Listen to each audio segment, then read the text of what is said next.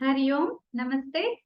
उत्तर प्रदेश संस्कृत संस्थान की ओर से रघुवंश के द्वितीय सर्ग के पाठ मालिका में आपका स्वागत है। ये है मॉड्यूल संख्या 9, जिसमें हम श्लोक संख्या 15 और 16 को पढ़ने वाले हैं। तो आइए 15वें श्लोक को पहले मूल श्लोक को सुनते हैं।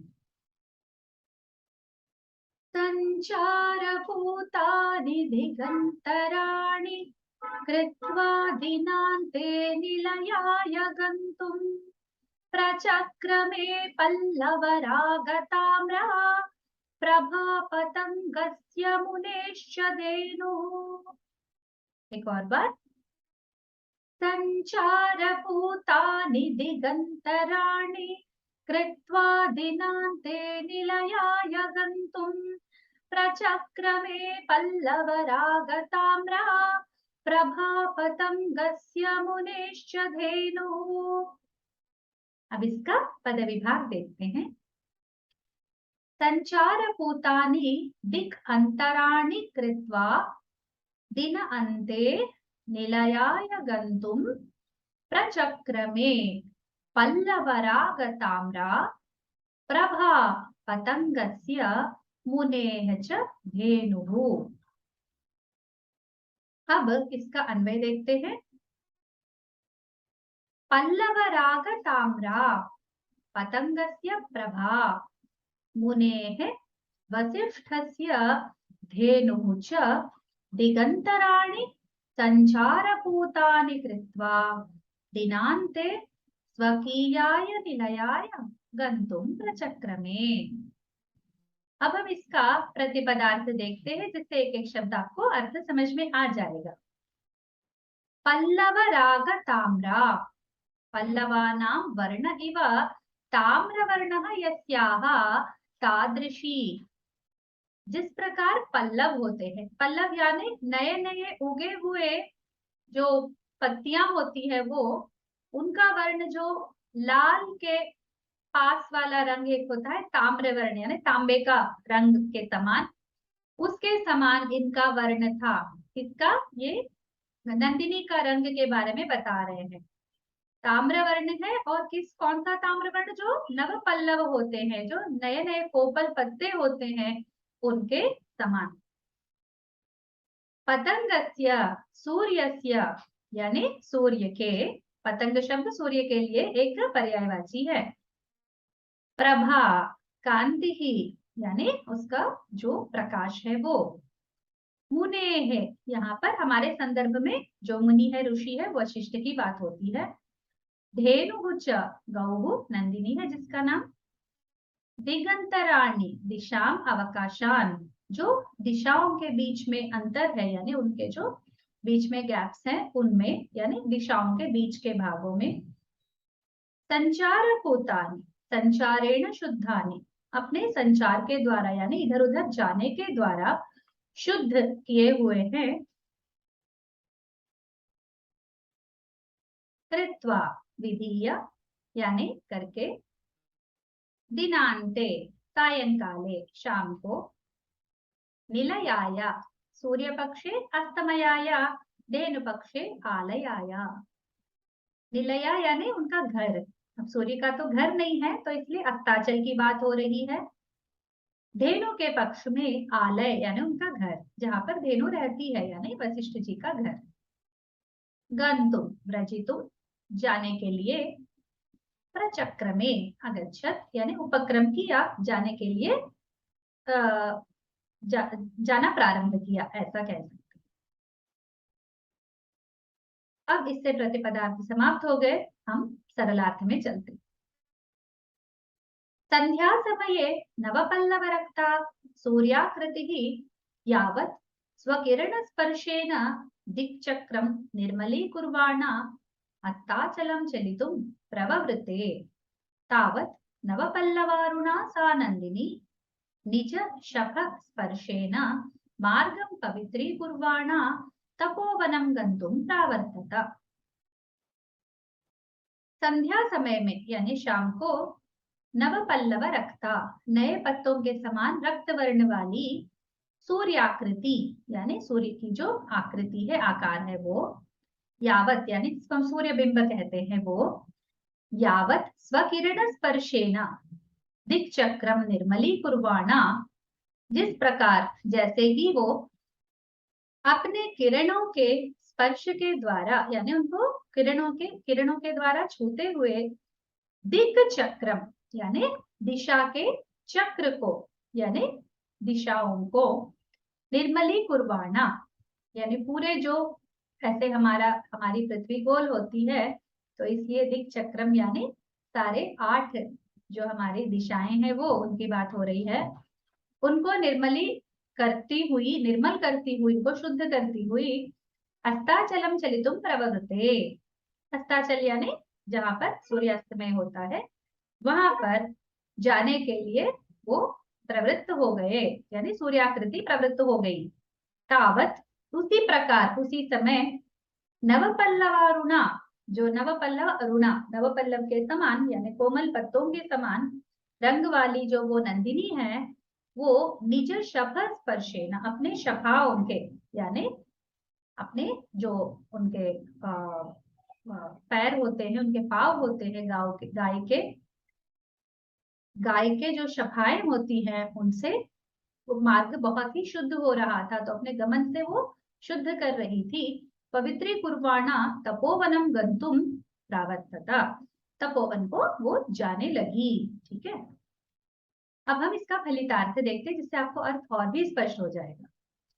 अत्र सूर्यस्य कान्तेः धेनोः च युगपथ वर्णनम दृश्यते, यहाँ पर सूर्य की कांति और धेनु के बीच में युगपथ यानी एक समान उनके बारे में वर्णन किया जा रहा है। एक ही शब्दावली का उपयोग करके दो वस्तुओं का वर्णन हो रहा है, एक तो सूरज का एक तो नंदिनी का। तो एक अर्थ सूरज के पक्ष में निकलेगा, एक अर्थ नंदिनी के पक्ष में निकलेगा। रवेः अस्तमय वेलायां नूतन पत्रादिवत् रक्तवर्णः प्रकाशः भवति, जिस प्रकार सूरज जब अस्तमय होते हैं वो तो कहने के लिए अस्तमय की बात हो रही पर वो उगते हैं वो उदित होते हैं तब भी उनका रक्तवर्ण ही होता है, उस प्रकार तादृशी एवं वशिष्ठस्य धेनु, उसी प्रकार वशिष्ठ जी की धेनु यानी गैया भी है। अपि अस्ति भावः द्वावपि आदिनम संचारम कुरुतः, सूरज भी पूरब से लेकर पश्चिम तक का संचार करते हैं और नंदिनी अपने घर से जंगल और फिर जंगल से अपने घर तक संचार करती है। दोनों भी आदिनम संचारम कुरुतः तयोः संचारेण सर्वा दिशः पुनीताः भवन्ति, उनके संचार से सभी दिशाएं पुनीत होती हैं यानी पवित्र होती हैं। दिनावसाने तौ निवासम प्रति गन्तुम् उद्यतौ, जब दिन खत्म हो गया दिन ढलने लगा तो वो अपने निवास की ओर जाने लगे दोनों। ठीक है, तो सूर्य के पक्ष में भी हमने अर्थ को समझ लिया और धेनु के पक्ष में भी हमने अर्थ को देख लिया है। अब हम इसके व्याकरणांशों पर ध्यान देते हैं। अब हम संधियों को देखते हैं। दिगंतराणि, दिक प्लस अंतराणि, दिनांते, दिना प्लस अंते, मुनेश्च, मुनेः प्लस च। अब आगे समासों को देखते हैं। संचारेण पूतानि, संचार पूतानि संचार के द्वारा पवित्र किए हुए। पल्लव राग ताम्रा, पल्लव के जैसे राग, पल्लवस्य रागः वर्णः पल्लव रागः त इव ताम्रा, पल्लव का राग का वर्ण होता है पल्लव राग, यहाँ तक तत्पुरुष है, फिर उसके जैसी ताम्रा ये नंदिनी के लिए तो बहुव्रीहि है। दिगंतराणि, दिशाम अंतराणि, ये अपना षष्ठी तत्पुरुष समास है। दिनांते, दिनस्य अंते, ये भी षष्ठी तत्पुरुष समास है। अब हम साहित्यादि विशेषों को देखते हैं। यहाँ पर दीपक अलंकार है, कैसे? पतंगस्य प्रभा मुनेश्च धेनुः इति द्वयोरपि सपदि उल्लेखात्, दोनों का जैसे पतंगस्य प्रभा यानी सूरज की कांति और मुनि के धेनु का एक साथ ही उल्लेख हुआ है। सनातन धर्मे सूर्याराधनस्य अत्यंतं महत्वं वर्तते। सौरमतं उपासना विधानम च विस्तृतम उल्लिखितम। यहाँ पर भारत के देश में जो सनातन धर्म में हमारा सूरज की उपासना का बहुत ही अधिक महत्व है, जिसका विधान भी विस्तृत से सौर मत में वर्णित है। सौर भी एक विधान होता है, जैसे शाक्त, वैष्णव, शैव, इस प्रकार सौर भी एक उपासना विधान है। तथैव गोः अपि समुन्नतं स्थानमस्ति धार्मिकाणां मनस्सु। धार्मिक लोग जो होते हैं उनके मन में गो के लिए बहुत उन्नत उत्तम स्थान है। गौः आत्मन्तात् पवित्रा मूर्तिः अस्ति, अतः तस्याः चलनेन सर्वत्र सर्वत्र पवित्रता व्याप्ता। गोह क्यों पवित्र मूर्ति है? चलो सूरज का तो समझ में आता है, वो हमारे अंदर के जड़त्व को निकालते हैं। पर गो क्यों पवित्र है? क्योंकि उनके शरीर में सारे देवताएं भरे होते हैं। सारे देवता, एक भी स्थान उनके शरीर में ऐसा खाली नहीं रहता जहाँ पर देवता नहीं हो। ठीक है, इसलिए वो सब पवित्र है, तो जहां पर भी चलती है उस स्थान को पवित्र कर देती है। अस्मिन् पद्ये गोः वर्णः ज्ञायते। इस पद्य से हमको गो का वर्ण का पता चलता है। ताम्रवर्ण पल्लव ताम्रवर्ण है ना, इसीलिए नंदिनी का वर्ण ताम्रवर्ण है, ऐसा पता चलता है। इसी से हमारा 15वां श्लोक समाप्त होता है। अब हम 16वें श्लोक में चलते हैं।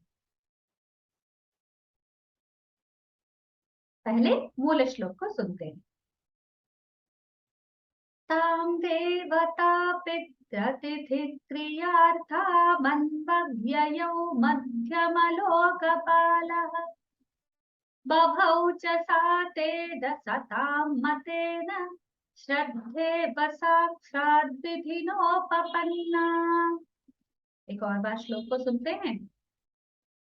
तां देवता पितृतिथि क्रियार्थामन्वव्ययौ मध्यमलोकपालः बभौ च सा तेन सतां मतेन श्रद्धेव साक्षात् विधिनोपपन्ना। अब हम इसका पद विभाग देखते हैं। तां देवता पितृ अतिथि क्रिया अर्थाम अन्वव्ययौ मध्यम लोकपालः बभौ च सा तेन सतां मतेन श्रद्धा इव साक्षात् विधिनः उपपन्ना। नेक्स्ट अन्वय को देखते हैं।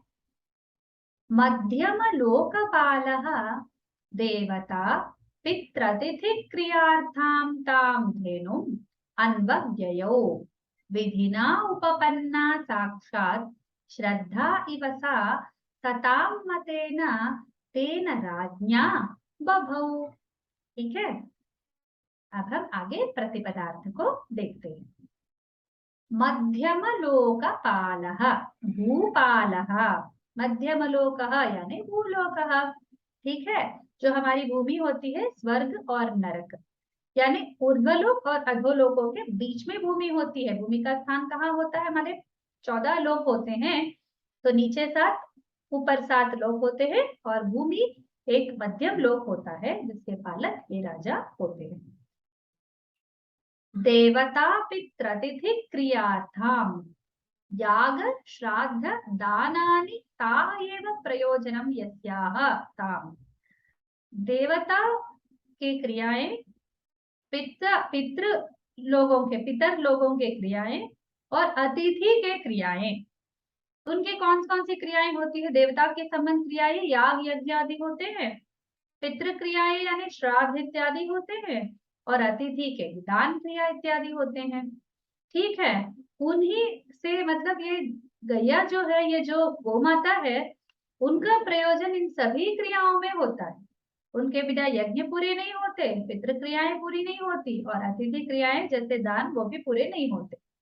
तो क्रियार्था यानी उन क्रियाओं के प्रयोजन से जो करती है, जो रहती है वो। ताम धेनु उन धेनु को, उनको यानी धेनु को, अन्वक्ययौ अनुपदम अगच्छत, अन्वक यानी पीछे पीछे, ययौ यानी जाने लगा, विधिना अनुष्ठानेना यानी अनुष्ठान से, उपपन्ना युक्ता युक्त, साक्षात, प्रत्यक्ष यानी साक्षात तो हम हिंदी में भी जानते हैं। श्रद्धा इव, आस्तिक्य बुद्धिवत। श्रद्धा उसे कहते हैं जिसका हमें साक्षात प्रयोजन अभी नहीं दिखता है, जैसे धार्मिक कार्य, उससे पुण्य मिलता है, पुण्य तो दिखती नहीं है, और हमें करने से जो क्लांतता होती है ना, हम थक जाते हैं, वो हमें दिखता है, तो उससे हम प्रवृत्त नहीं होते। तो हमारे गुरुजन, हमारे बड़े लोग क्या कहते हैं कि तुम श्रद्धा रखकर करो, तो हम क्या करते हैं, ठीक है कभी पुण्य मिलेगा, बड़े लोगों ने कहा है, ऐसा कहकर हम उसमें आचरण में प्रवृत्त होते हैं। तो उसके लिए आस्तिक बुद्धि कहते हैं, उसी को आस्तिकता कहते हैं। उस श्रद्धा का जो प्रयोजन है वो बाद में दिखता है, उस आचरण का जो प्रयोजन है वो कई दिनों बाद दिखता है, पर अभी आप तुरंत आचरण नहीं करेंगे तो समय निकल जाता है। तो इन्हीं वस्तुओं में हमें श्रद्धा रखनी पड़ती है, जिसका साक्षात प्रयोजन पता चल रहा है, उनमें श्रद्धा की आवश्यकता नहीं होती है। जैसे कोई हम जॉब करेंगे, हम नौकरी करेंगे तो हमको पैसे मिलेंगे, ये हमको पता चल जाता है। खाना खाएंगे तो हमारी बुभुक्षा शांति होगी, ये हमको पता चलता है। पर आज के दिन हमें किसी अच्छे कार्य को करेंगे तो उसका पुण्य मिलता है, ये हमें समझ में नहीं आता है जब तक वो घटना घटित नहीं होती है, और इनमें कार्य कारण हमें साक्षात हमारे जीवन में नहीं दिखते हैं। पर हम लोग, सब लोग समझते हैं कि झूठ बोले तो पाप है, सच बोले तो पुण्य है, इस प्रकार की बातें, तो उनमें श्रद्धा रखना। ठीक है। सा धेनु, यानी सा जब भी हम स्त्रीलिंग के शब्द सुनते हैं इन श्लोकों में, प्रायः नंदिनी के लिए होते हैं। सताम, सज्जनाना, अच्छे लोगों के, मतेना, मान्येना, उनके मत से यानी उनके अभिप्राय से, तेना, दिलीपेना, राज्ञा, राजा से, राजा के द्वारा, बभौ, प्राकाशता, प्रकाशित हुई। ठीक है। अब हम प्रतिपदार्थ समाप्त करके सरलार्थ में चलते हैं। दुग्धादि प्रदानेन वसिष्ठस्य याग श्राद्ध दानादीनाम उपकर्त्रीं ताम गाम। ये गायिया कैसी है, गाय माता कैसी है, ये है दुग्ध आदि के देने से। वशिष्ठ की जो याग श्राद्ध और दान आदि है, जो देवताओं के पक्ष में याग है और पितृ देवताओं के पक्ष में श्राद्ध है और अतिथि लोगों के पक्ष में दान है, तो उन सब में दुग्ध इत्यादि देती है, अपने पंचगव्य देती है। और जब गाय भूमि पर चलती है तो उनके शपों के कारण वहां पर बहुत पवित्रता आ जाती है, उनका रहना अपने आप में एक शुद्धिकरण का कार्य करता है। तो इसीलिए पूजन आदि में भी काम आती है गैया, गाय को पूजा कई सारे विषयों में वो विहित भी है। तो इस प्रकार उनका रहने से बहुत वशिष्ठ मुनि का उपयोग होता है। तो वो दानादि कार्यों में उपकरती है, यानी उपकार करती है। ताम गाम, ऐसी गैया को, ऐसी गौ माता को अनुसरण करके, अनुसृत्य, उनके पीछे पीछे चलते हुए, नरलोकपाल, पीछे पीछे, ठीक है, नरलोकपाल चली तुम आरंभे, तो उन्होंने, राजा ने उनके पीछे चलना प्रारंभ किया। ये कैसा है, श्रद्धा, जो धर्म में दृढ़ विश्वास है, वो सज्जन समादृत के द्वारा, यानी सज्जनों के द्वारा आदृत होने वाले, सज्जन, सज्जन जिसमें आदर भाव को रखते हैं, ऐसे सदाचार से युक्त होकर शोभता है श्रद्धा। ठीक है। उसी प्रकार मूर्तिमती श्रद्धा इव, जैसे एक श्रद्धा को, श्रद्धा की किसी ने देखा नहीं है, वो मन की भावना होती है, तो उसको जैसे कोई आकृति प्रदान करता है तो वो कैसा लगता है, तो उस प्रकार से बहुत ही पवित्र मूर्ति, वो जो धेनु है, वो जो गैया है, साधु जन सेवितेना मूर्तिमता सदाचारेणेव परम निर्मलेना, तो वो साधुजनों द्वारा सेवित होती हुई, ठीक है, जैसी श्रद्धा है वैसे तेन दिलीपेन युक्ता सती चकाशे, यानी जो दिलीप महाराज है वो कौन है, साधुजन है, और ये कौन है, धेनु, श्रद्धा है। तो ये साधुजन जिस प्रकार श्रद्धा की सेवा करते हैं, उसी प्रकार राजा ने धेनु की सेवा की। अब हम इसके फलितार्थ को देखते हैं, जिससे आपको और भी स्पष्टता आ जाएगी।